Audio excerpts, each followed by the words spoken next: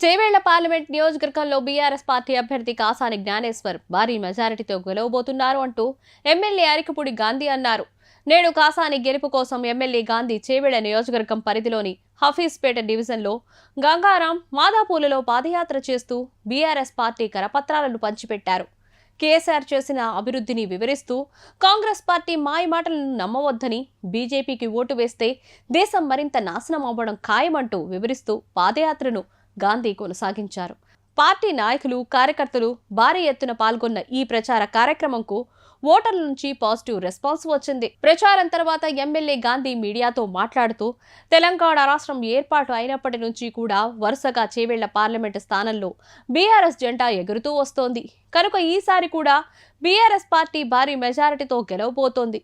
చేవేళ్ల గడ్డపై కాసాని అత్యధిక మెజారిటీతో గెలిపించి కేసీఆర్కు కానుగ్గా ఇద్దాం. మొన్నటి ఎన్నికల ఫలితాలతో సంబంధం లేకుండా జనాలు పెద్ద ఎత్తున బీఆర్ఎస్ కు మద్దతుగా నిలవడం చూస్తూ ఉంటే రికార్డు స్థాయి స్థానాల్లో అభ్యర్థులు గెలవడం ఖాయమన్నారు. కాంగ్రెస్ పార్టీ ఇచ్చిన 6 గ్యారెంటీల్లో కనీసం ఏ ఒక్క గ్యారెంటీని కూడా పూర్తి స్థాయిలో అమలు చేయలేదు. రైతులకు రైతు బంధు నిధులు కట్ చేయడంతో పాటు వడ్లను బోనస్ పెట్టి కొనుగోలు చేయడం పక్కన పెడితే కనీసం సక్రమంగా కొనే పరిస్థితి కూడా లేకుండా పోయింది.